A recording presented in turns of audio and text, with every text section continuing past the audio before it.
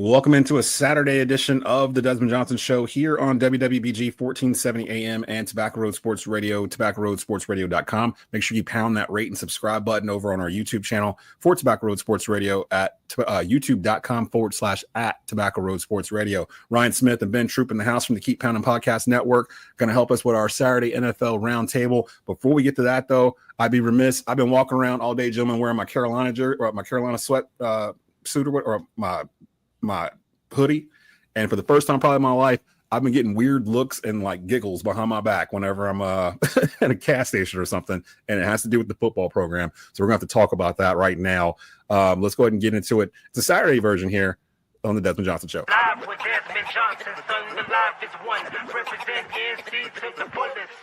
Yeah, welcome to the Carolinas. Everywhere you go, the Tiger Carolina Blue, the finest. Live action, feedback, the city needs that. I've been number one, no cap. Here's the recap. Adrenaline is my addiction. I'm about to relapse. Step on the turf if you want and get your weed whacked. I'm going harder than a martyr on the starter end. It's the heart of man, that's a rap like a cardigan. I'm breaking records, it's 4th and inches. I count the seconds. The over-under's my roar of thunder, my secret weapon. Yeah, the game is to be told. I don't break, I break modes. Follow me on Tobacco Road.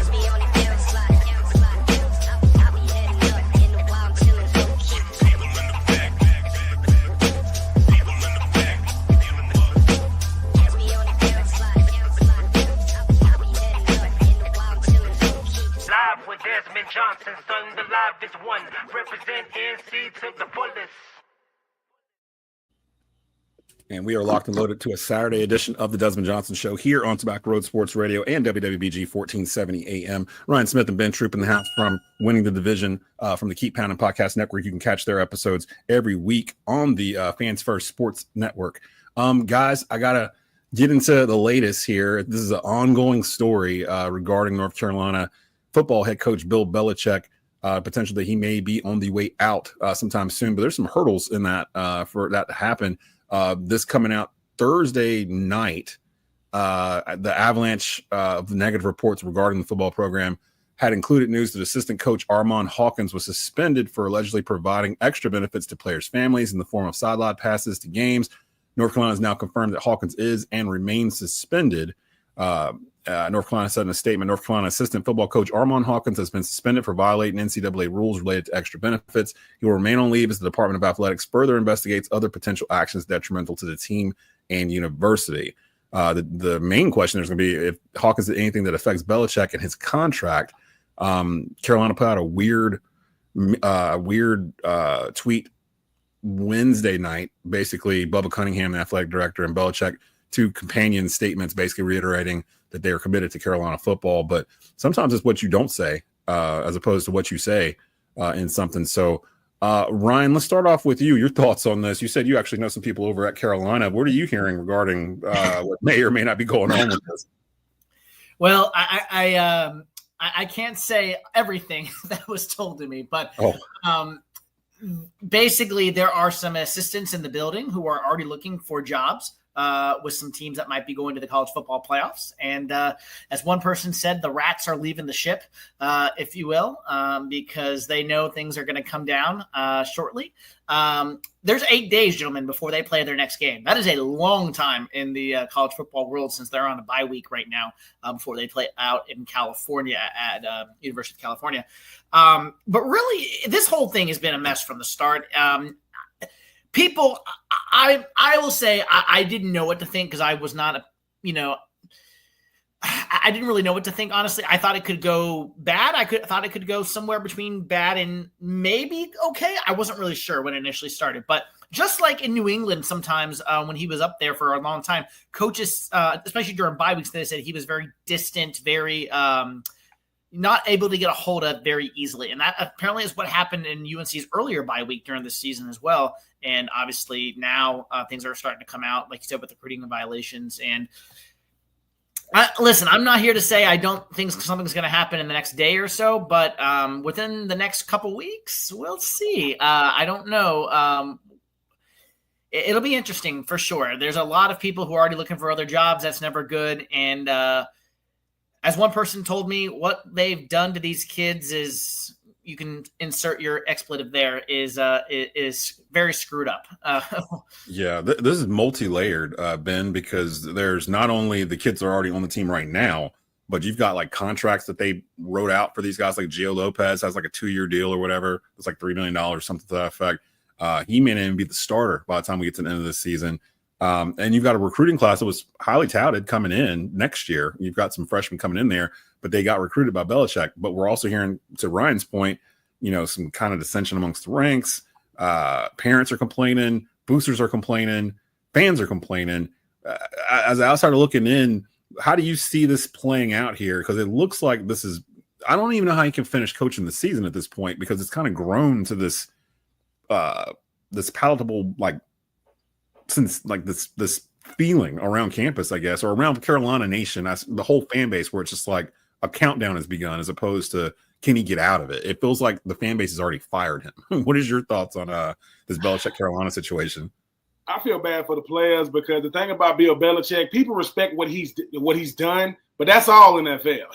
He's a rookie in the college ranks. He has done nothing to warrant the type of attention and money that he's gotten. But Desmond and Smitty, this has hit the fan real quick. Like, people saw this imploding, but not like this. Doesn't it usually start with an assistant coach first? Usually, did something. An assistant coach does something, but then listen, this dam is about to break. I can just see the flood waters coming in, because if you got assistant coaches who can't say anything negative, because I want to continue to have an opportunity to coach well past this year. You talk about the players. If we know about the player who signed a 2-year deal, just imagine what's going on with the players who didn't sign that type of money. It's multi-layered from this sense. I've never seen Bill Belichick do any interviews. When he did the pivot interview with his girlfriend, I said, dude, he's not even – it's almost like his attention to detail went away when he got to college. He wouldn't have done none of this stuff. It was all business and football in the league. But Bill Belichick said, look, man, I want some of this college football stuff, man. I see how big it is. I see how much money you can get. I see how much exposure you get. But somebody told Bill, yeah, but all that stuff is predicated on winning. What? You got to win, though, because it doesn't take long to become a laughingstock in college football, because that's how big it is. I feel bad for the players, but I'm kind of intrigued to see what's going to come out, because it starts small, and then here come an investigation, and then the investigations don't happen until after he gets fired. You notice that the big stuff, Harbaugh, the sign still don't happen until I'm the Chargers head coach. Then the Netflix special come out. So I never ever liked the fact that these coaches get to walk away, scot-free. Nothing's really going to happen to Bill Belichick.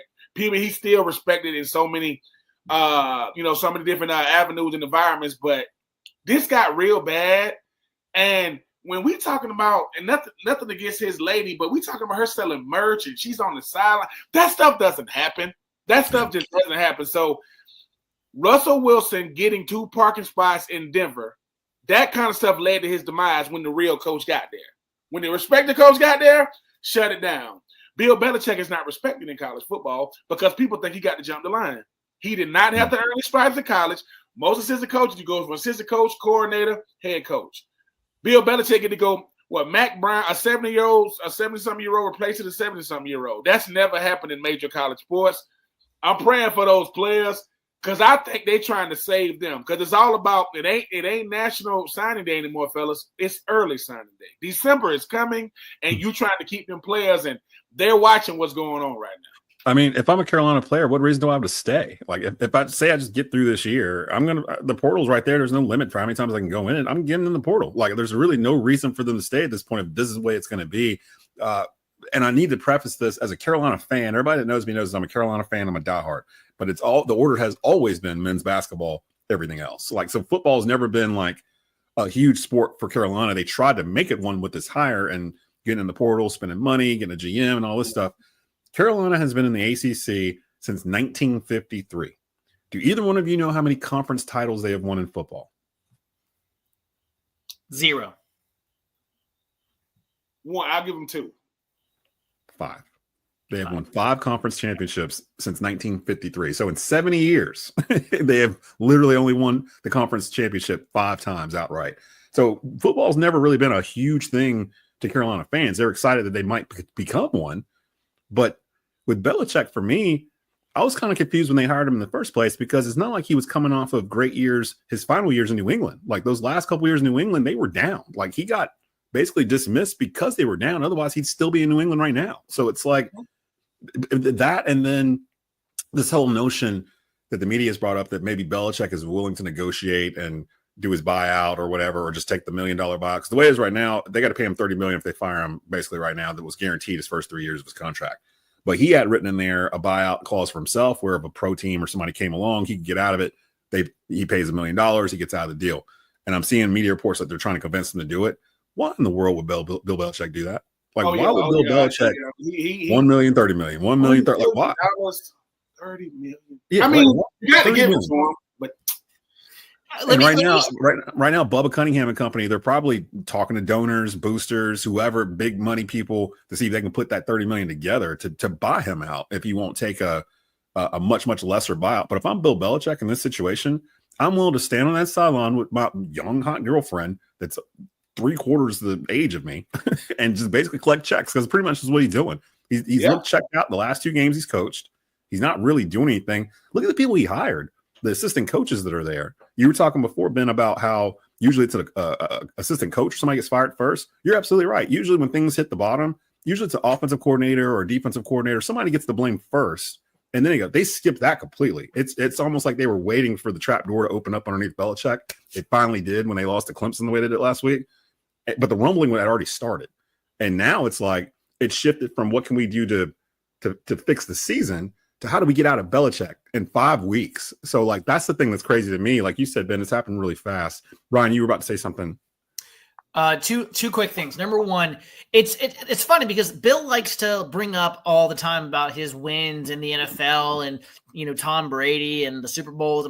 These kids, how he's coaching now. It's like Bill. I was 2 back in 2002 when you won that Super Bowl. I was 9 when you did this with Tom. Like these kids aren't. They don't know. They don't know. Oh yeah. This is the guy their dad told him about. Like, remember the guy I told you, Bill Belichick. Smitty. It's like me. I'm 47. It's like my dad telling me about John Wooden. You know what I mean? Like I wasn't alive. It's also this. Bill Belichick is equivalent to Urban Meyer's first year. Urban Meyer with the Jags. That's what this is, and it might be a little worse because. Sometimes my resume in football doesn't translate everywhere. Now in the NFL circles, oh man, I'm football royalty. The college game changes by the month. I mean, they just got a freaking transfer portal window in January. This stuff is switched, and Bill Belichick is used to saying, "This is what we're doing," and that's it. Not, "Hey, Bill, you can't do that." What, Bill? You can't say that. What you mean? You got to go talk to them boosters. Why? They paying your salary for real. And he ain't doing that stuff. Like that. Yeah. And I was there. I was there. I don't know. I'm just really, really intrigued to see when he's gone, what it really was. Because what they do, they'll get rid of him and say, we trying to save face. Because the greatest thing about college football is not the wins and the losses, it's reputation. That's all you got. Yep. And if my reputation is gone, forget recruiting. Reputation and recruiting go hand in hand. And this dude trying to kill what we built. Matt Brown was the all-time winningest coach in North Carolina when he left the first time. He was already, and when he came back, I just, for a North Carolina team that's always trying to say they got basketball, just like Duke got basketball. If the football program goes away, it still generates money now. It's still generating some money. If that goes away, man, who knows? But that's too quality that's the flagship university in the state. You got to do something. And that's the main issue there. Go ahead, Ryan.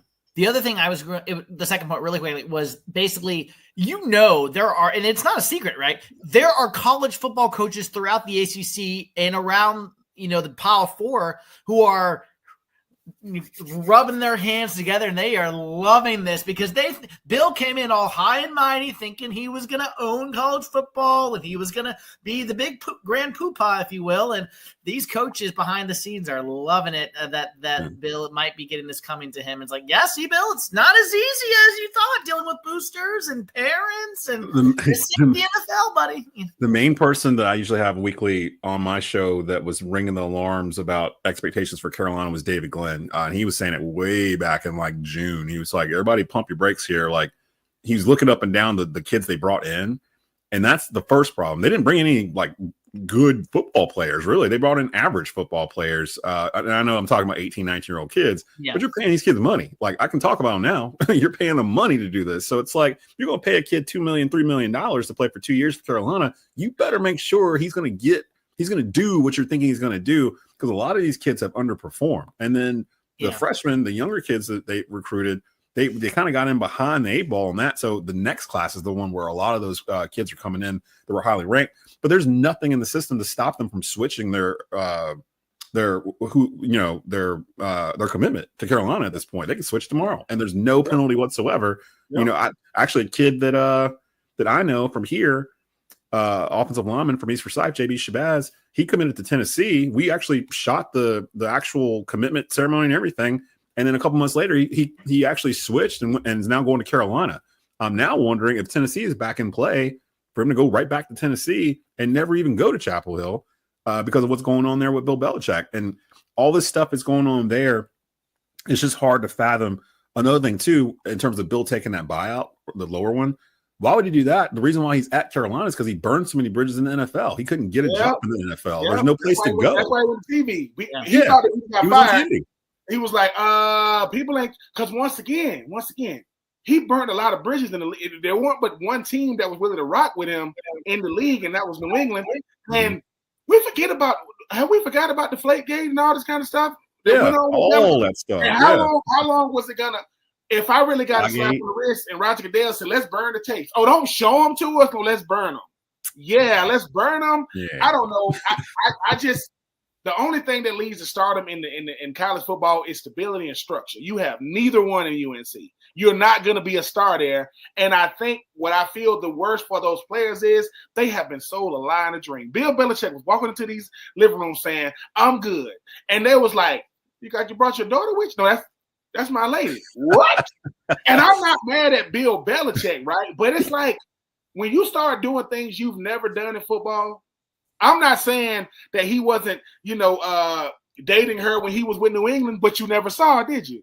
You never heard about it? I think that happened after he left New England. Yeah, and I'm not mad at Bill, but you know how it is, Desmond Smith. It's one of those things where I either am what I say I am, or I'm a liar. You don't get no in between in those sports. And he lied to somebody, but guess what he got? $30 million to leave. Hey, and now it's like, again, why would he say, you know what, forget the $30 million that I negotiated in good faith for y'all to give me if you fired me, if this thing went sour, which in his back of his head, he probably was like, this is going to go sour. So like, make sure I get something to make it worth my while. 30 million, that sounds about right. 3 years, that sounds about right too. Because say they just look better in the first 5 games that they've had. Like they just looked awful. Like in the games where they're playing against FCS opponents like Clemson, TCU, or Central Florida, they've looked bad, like really, really bad, like ill-equipped, like out-coached, out-talented, like just bad. And it's not going to get better as it goes on throughout the season. It's going to either stay where it is or it's going to get much, much worse as kids start to check out. So, including Belichick and the coaches. So, like, we'll just. It all begins with the portal. It all begins with the better portal because, and I can't take credit for this. I heard this somewhere. It's essentially like he's recruiting kids for the Sun Belt and other conferences like that. And they're like, wait, we're losing kids to Carolina? That doesn't happen. And so it's like. And I don't think it will anymore either. Like, these aren't ACC players. These are not ACC players. Gio Lopez came from the Sun Belt, did he not? Didn't he come from South Alabama? Florida? Or South Alabama, yeah. And he kind of feels like a Sun Belt player. No offense to the Sun Belt, but we're talking about Power 4 conference players here. The perception is all you got, fellas, sometimes. And when that bubble bursts and reality comes in and people are like, wait. That was a sleight of hand? Yeah, dude, it's always been like this. But as long as we are 5, 6, 7 wins in the ACC, no one bats an eye. Because we're not competing for the same things of the Miamis, the Florida State. It's different. But now you're saying, wait a minute. People are really looking at UNC now, like picking UNC on Saturday with the slate of variety of games. And they're like, dude, you saw what happened to UNC? Ain't Bill Belichick that? Yep. He brought a spotlight to Chapel Hill that they didn't really look at this. So this dude could, if this goes bad, man, this is arguably the greatest NFL head coach. Yeah.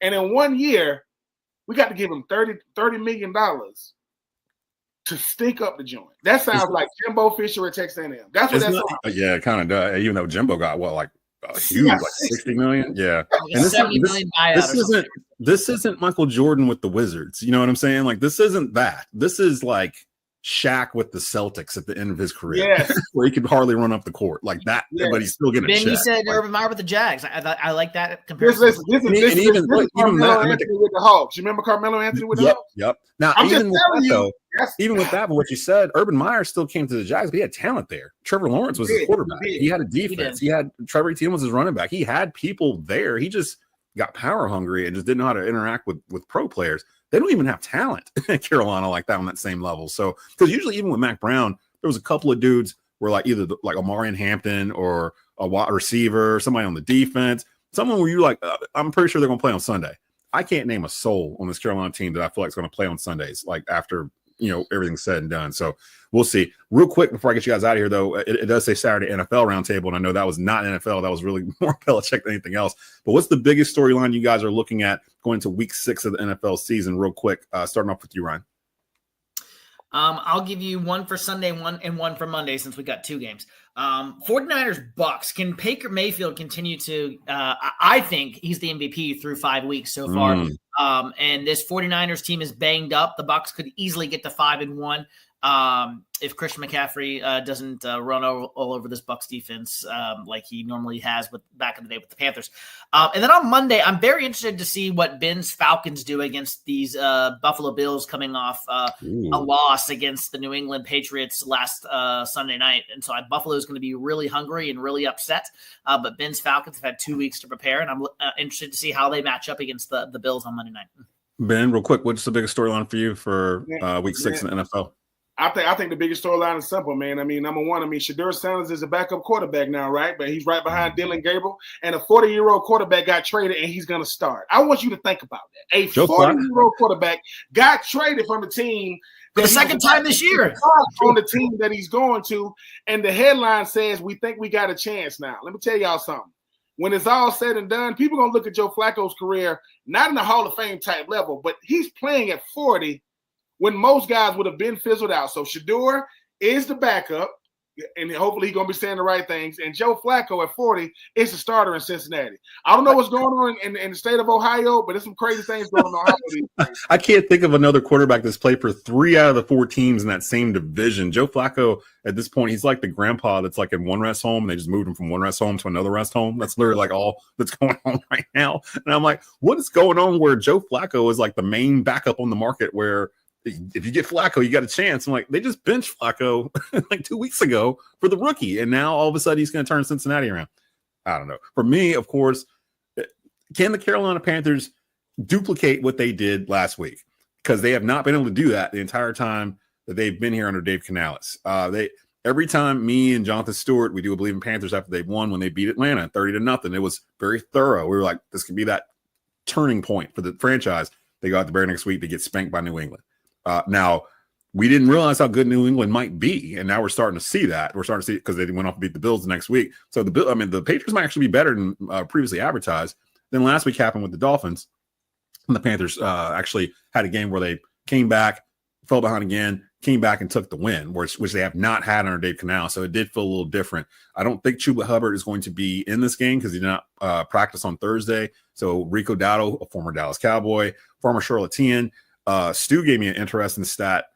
Counting the games that Rico Dowdle played as a Cowboy in Bank of America Stadium and the ones he's played as a Panther so far, he has rushed for like 1,048 yards on 48 carries or something nuts like that. Like apparently there's something about Bank of America Stadium that makes Rico Dowdle go nuts. And as soon as he said it, I was like, wow, I do remember him running down our back last year. He was the reason we lost last year. He was the reason why we lost. Yeah. Well, he's from Charlotte. He's from the area. So I guess he gets hyped when he's playing in front of family or whatnot. But my thing is, it's going to be Dak Prescott, who actually, in my opinion, should be an MVP consideration right now too early for the way he's basically keeping Dallas afloat versus the Panther defense where the Cowboy defense can't tackle or they refuse to tackle or something. They have the worst statistical defense in the league, even worse than Baltimore. Like they're averaging 424 yards a game that they're giving up to opposing teams. They're giving up 126 yards on the ground. Like it sets up perfectly for Carolina to do exactly what they did in Miami once they settled down, and that's run the ball Don't put it all in Bryce Young's hands. He's not that guy, but he can be